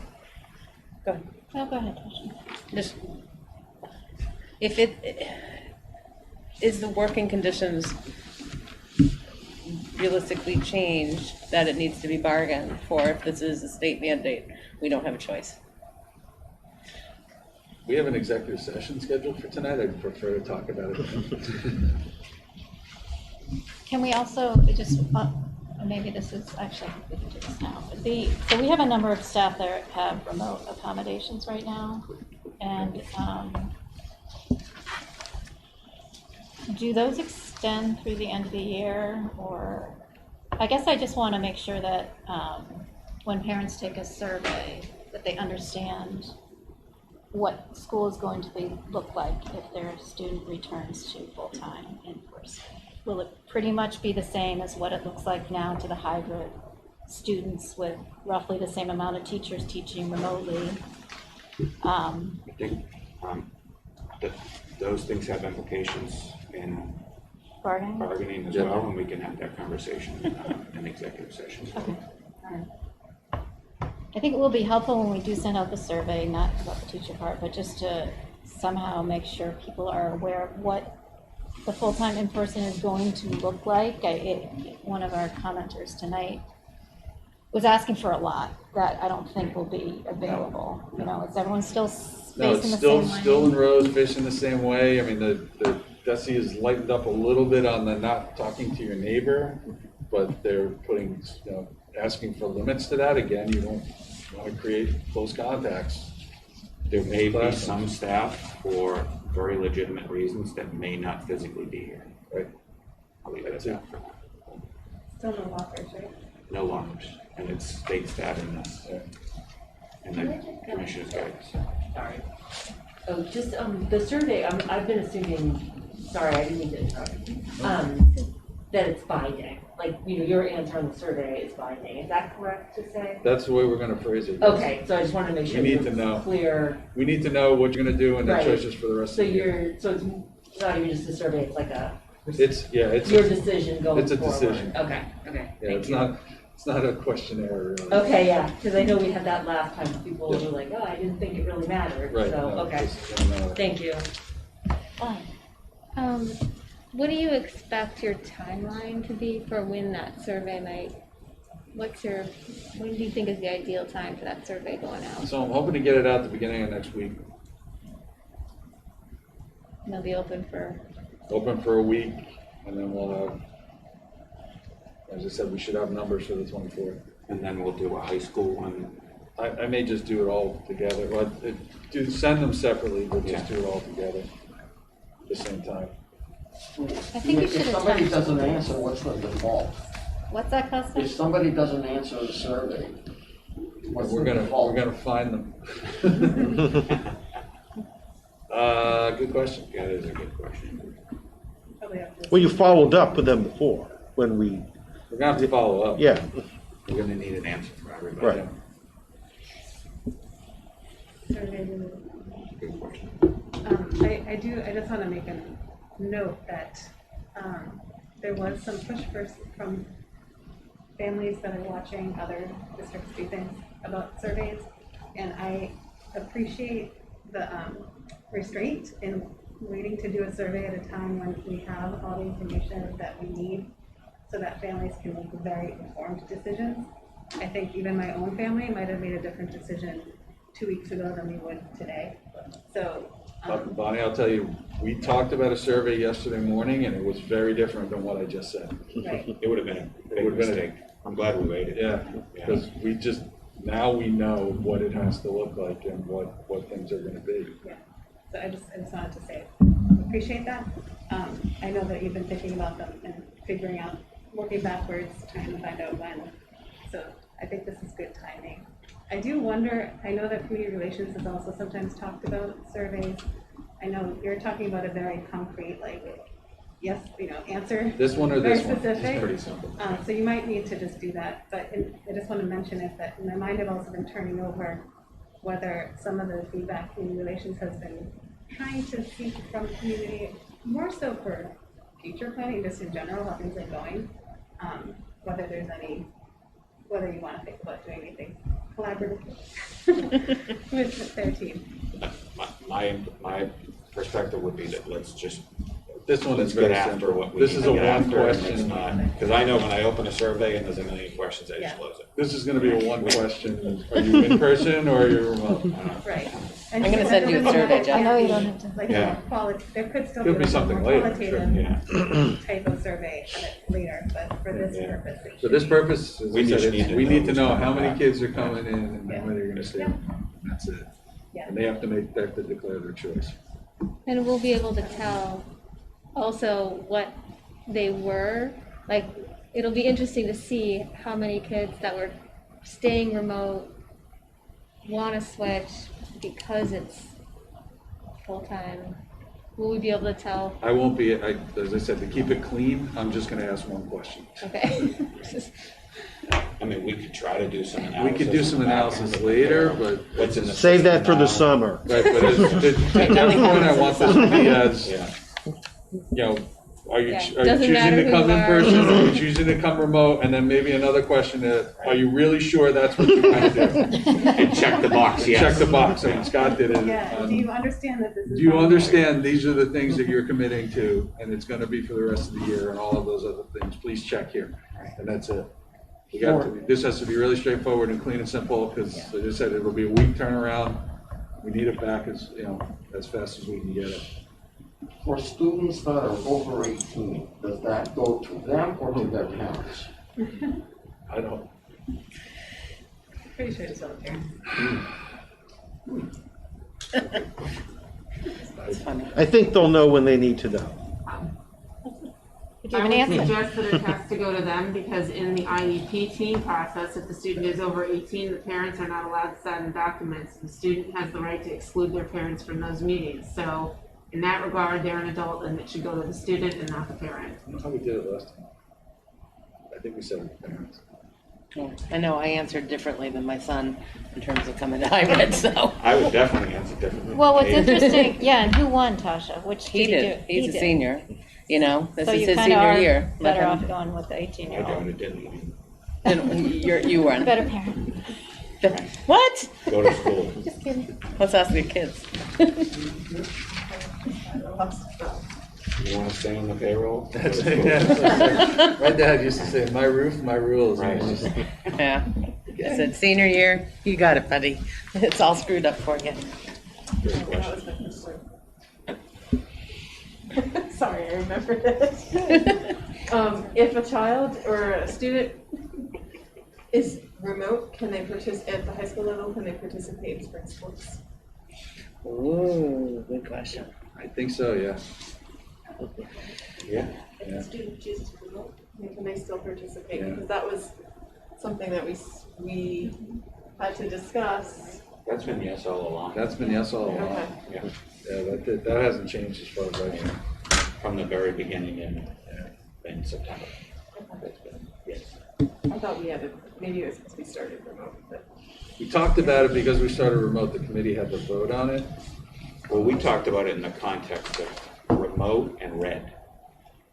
Yeah, but it still was that's right. in the fall. Yeah, we had to make the decision because The we were. school committee had to make the decision whether it was going to participate in sports or not, because the instructional model was fully remote when we started sports. As soon as we weren't remote, the decision went to the This decision was AD just back again. High school principal. and principal. Okay.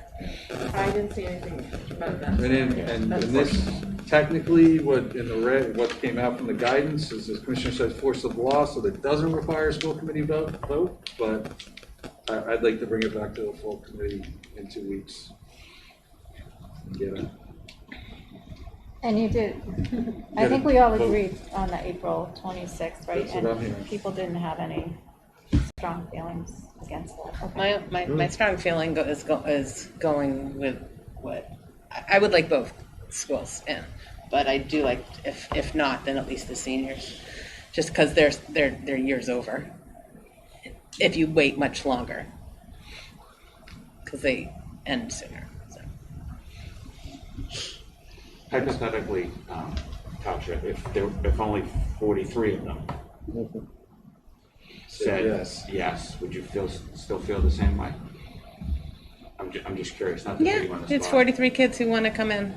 I mean, you know, again, I'm going to be answering for me and not for my 18-year-old who will answer differently. But yes, I think it's hard because I do believe there is peer pressure going on now, the student council is definitely trying to get kids into school.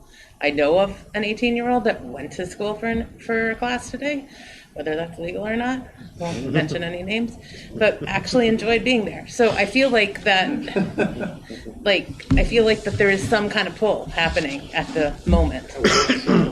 So it's interesting as to when the question goes out because, you know, maybe student council I'm pointing to the invisible student council person, but maybe student council is doing something. You know, maybe it's actually, not that they aren't always doing something, but maybe it is actually working. Peer pressure the right way. He didn't like when I said that though. Remember, there isn't peer pressure at NASCO. I guess I would only add that while I understand the need to get staff vaccinated and to make sure the plan is right before we open everything 100%, you guys can all probably predict that what I would say is the sooner we can get as many of our special ed students back in the building full time, the better it is. I know that Patty's been working hard to bring in and invite in more students for full time, and that would certainly be a priority. If that can happen any sooner than April 26th, every single day that they're in the building is another day to their advantage. Is that something you guys could? That's been continuing. I thought we were doing it. And I know that, but I mean, there's still like, if you just. But it's, yeah. Like it used to be constricted by the hybrid maximum capacity. But maybe It hasn't been. Yeah, I mean, we're such a fraction of that capacity right now. Yeah, we have a lot of I think that's probably good. we had our missed meeting student meetings. I think there were 5 more kids were going to take that 5 days for the middle school. Last week for the middle school. So. I'm sorry, Patty, can you speak up? I can't hear you. We're continuing to identify groups Okay. of kids, but it isn't all of them, obviously. So. Right, but if they're not identified, there might still be groups of those kids who haven't been identified because they intensely need it, but their families might want them back in full time anyway. So the sooner they're in, it's a benefit to them. And just because we're on it, Patty, it hasn't just been the technically declared special ed kids that you have been inviting back. It's any student that we're aware is at risk. That means that criteria we set out in regards to grades, attendance, engagement, executive functioning issues, things like that. And I would argue that all of our students need to get back in as soon as we can do it. So I think that's the priority. I think it's all of our students. Right. So will you know the results of the survey at our next meeting? It'll be in 2 weeks. Hope so. Okay. So Just get ready. all right. Get our crack statistical team on the survey. We can get it done. We can get it done. All right. My daughter tried to trick me that you'd already voted. She tried to go to school on her remote day and told me, but you already voted.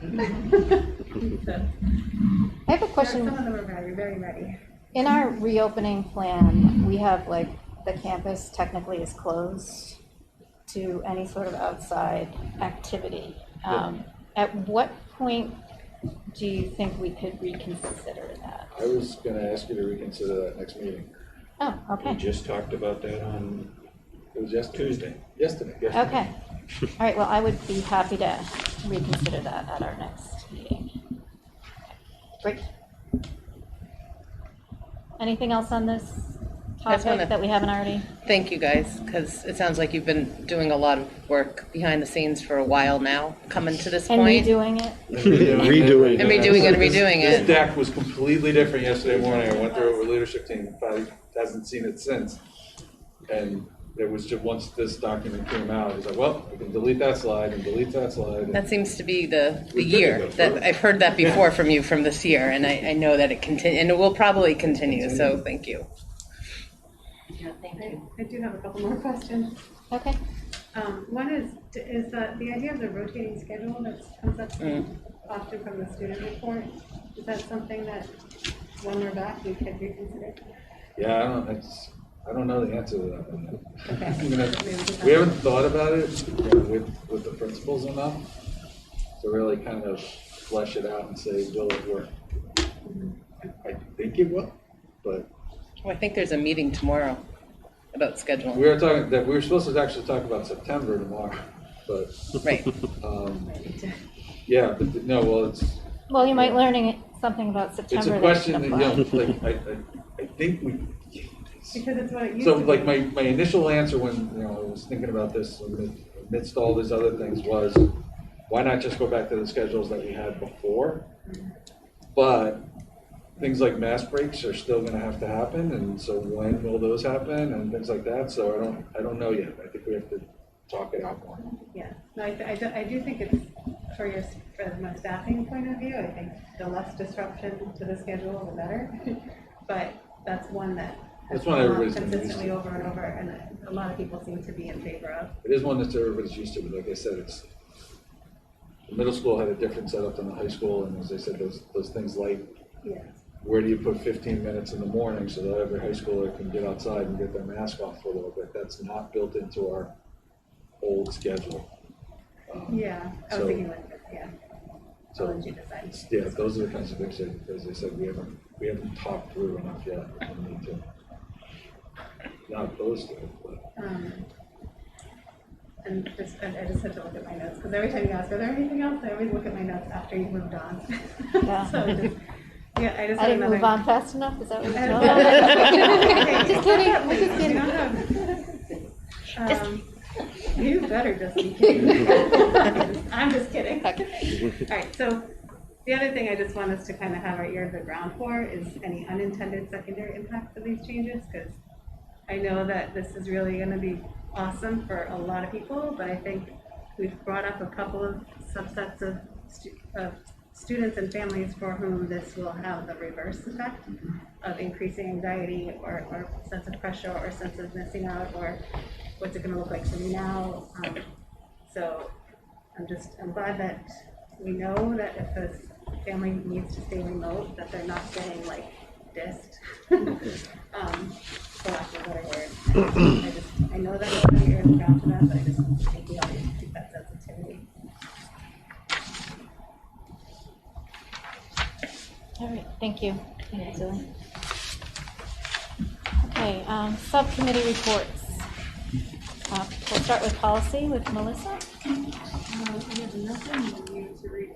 Well, okay, that wasn't entirely true. We keep continuing on with our policy review. We have another meeting on Tuesday. We're through 3 sections, possibly. And we've Scintillating. So, anyway, so we've asked for it in a little bit of a different format now, so hopefully it will move quicker. Oh. Or did Terry had the foresight to ask for that, because it was going really slow and it was hard to, but we're thankful for MASC and their ability to have these materials and walk us through them.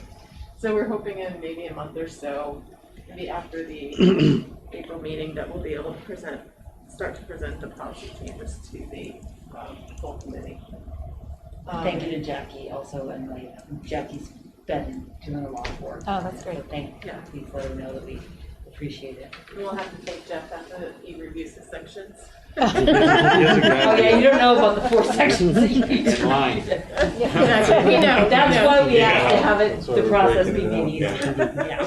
Right, and your priority is reopening. Yes, we told her totally that you were clear. getting to it for a while. Yeah, don't worry, we've got you. Yeah. We thank you to Mike and District Council who submitted warrant articles to 3 towns for the acceptance of the changes to the district agreements. It was a process, but we got through it, and nothing's changed since we voted in January. Our next meeting is April 9th. Thank you. No, April 12th. Sorry, I'm not able to get onto the network tonight. April 13th. And the policy review is going to be a multi-year project, right? Yeah. So don't hold yourself to any undue. Yeah, Jeff, I was only pressure. joking. Don't worry, we'll help you. You know, we recognized and we said it would be great. So. Thank you. When did you say your next meeting was? April 13th. Just ask her again, she'll give you another date. I was doing the math in my head. July. Yeah, that's right. April Plenty of other 13th, sections. Tuesday, Okay, budget. So I sent the subcommittee members the minutes since we don't have another meeting on the calendar to just get those approved so I can post them. So any motions from my subcommittee on? Yes, I make a motion to approve the meeting minutes from the last meeting.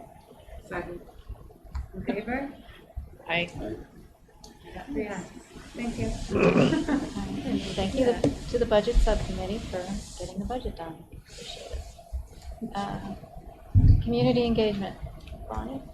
All right, Olivia gave a great update on the Small Town Hero Awards. Thank you to the students working on that. And Monday, the 15th at 6:30 p.m., we're going to have our next meeting with a listening session at the start. So anyone who wants to come, open agenda, come bring whatever you want to talk about, and we're happy to listen.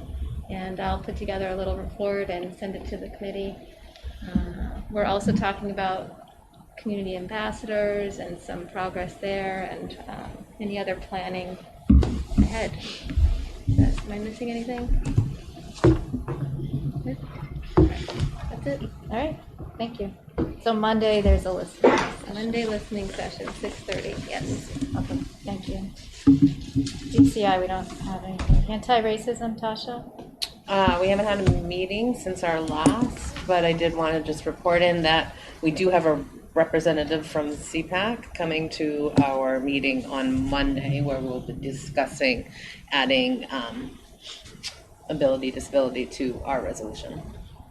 Great. As one of the protections in our resolution, I should say. Thank you.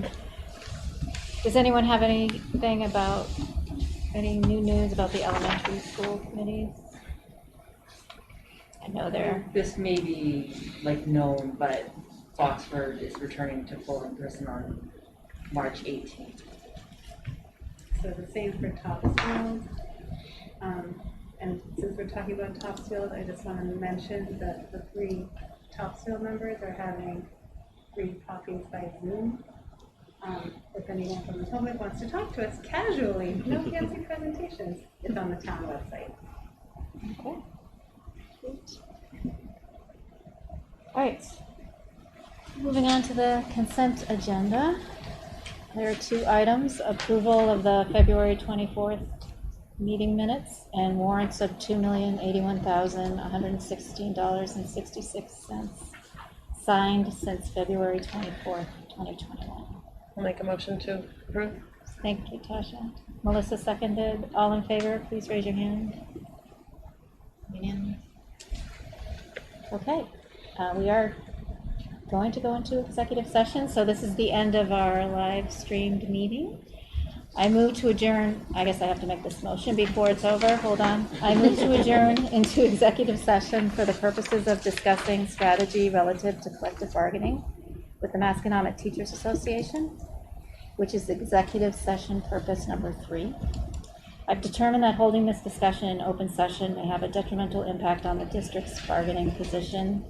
The committee will not return to open session. So I need a second. Aye. Me. Tasha seconded. All in favor, please raise your hand.